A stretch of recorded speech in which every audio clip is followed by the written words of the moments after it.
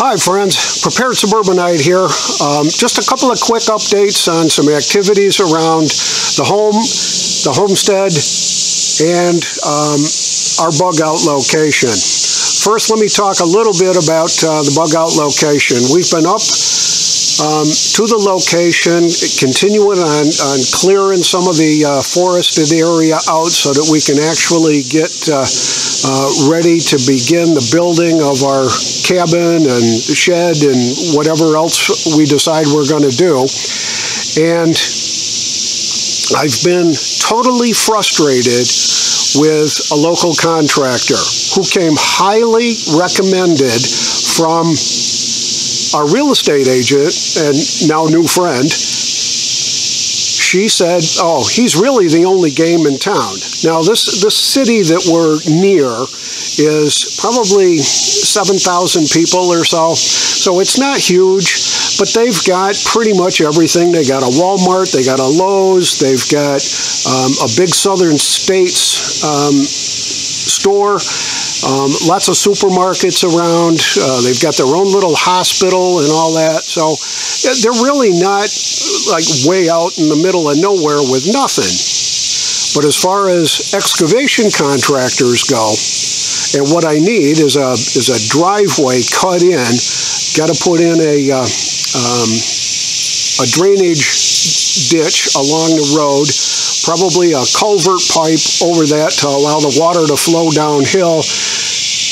Cover that over so that we can drive the Jeep up in there and then level out an area where we can pull in and park, maybe 50 feet, 60 feet, something like that. Is really all we're going to need.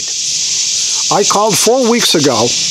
Well, actually, the first thing I did was found them on the website, on their website, and I hit their Contact Us button and sent them a quick little query, I guess, saying, here's what I'm looking for, 50, 60-foot driveway, a couple of trees, a couple of rocks got to be moved. Can you give us an estimate? More than happy to meet with your estimator at the site. Just let us know where and when and all that. Never heard a thing. Waited a week. Called him on the phone. Got in touch with a young fella. Gave him the particulars of what our request was for an estimate on putting in the driveway and all that. And he said, well, I'm going to have to refer this to the specialist in that area. Now, this company does well drilling, does septic system installs, does site preparation, all that kind of stuff. And they seem to be the only game in town. So he said, I'm going to refer this to our specialist in that area, and he'll be getting in touch with you.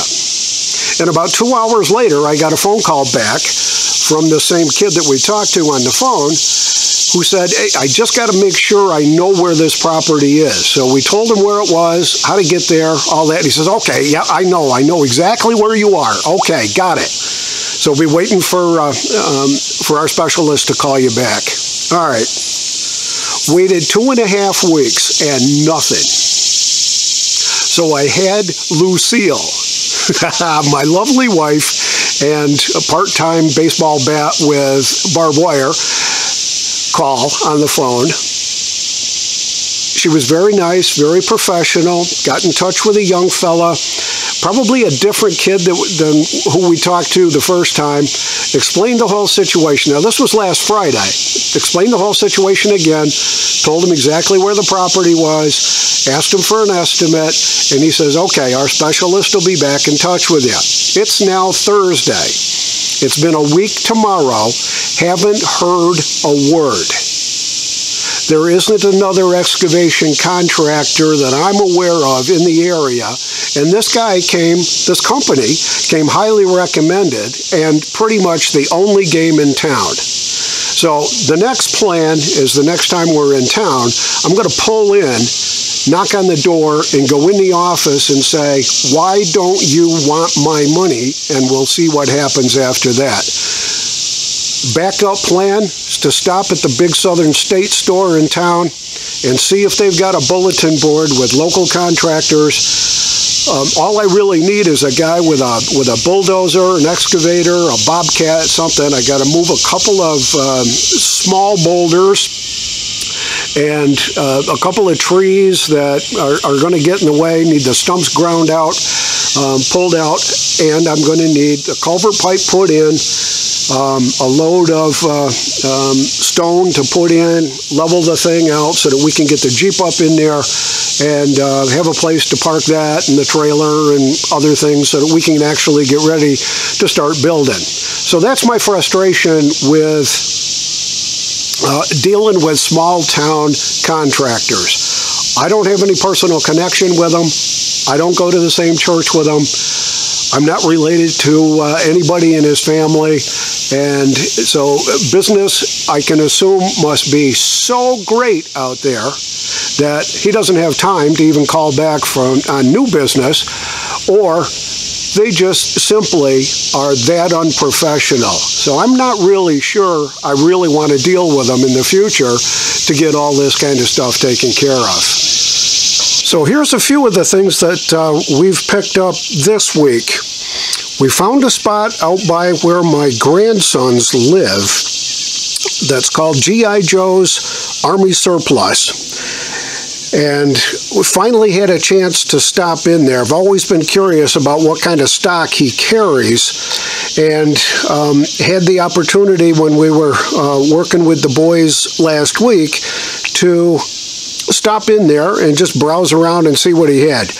A lot of survival gear here and there, canteens, mess kits, that kind of stuff. Had some military surplus, backpacks, Alice packs, a lot of clothing that was leftover surplus kind of stuff, fatigues, that kind of a thing. He's also the Boy Scout and Cub Scout outfitter for that particular town or city that they're in. So a quarter of the store was devoted to nothing but Boy Scout and Cub Scout uniforms and official Boy Scout gear, that kind of a thing, which was kind of an interesting way to go. He had all kinds of different odds and ends. Army surplus, watches, compasses, like I said before, canteens, those kinds of things. And while I really wasn't in the market to buy anything in particular, we did pick up a couple of pretty good deals on the camouflage handkerchiefs that he had. They were $1 a piece. Picked up a great shamag here that's got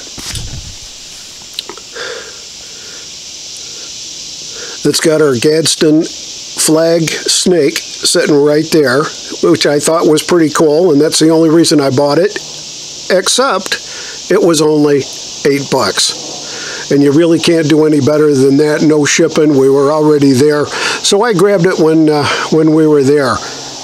Other couple of things that we picked up last week, one more Sawyer Mini water filter, just to have that extra one for either a get-home bag or a bug-out bag.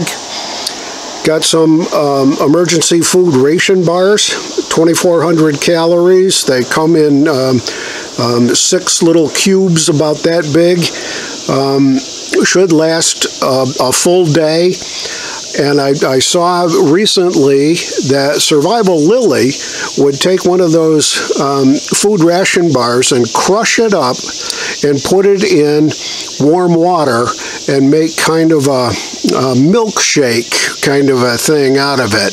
She says it's much easier to digest that way. They're very dry when you try to eat them straight up, but mixing it with warm water and drinking it kind of like a shake really helps, I think, make them at least a little more palatable.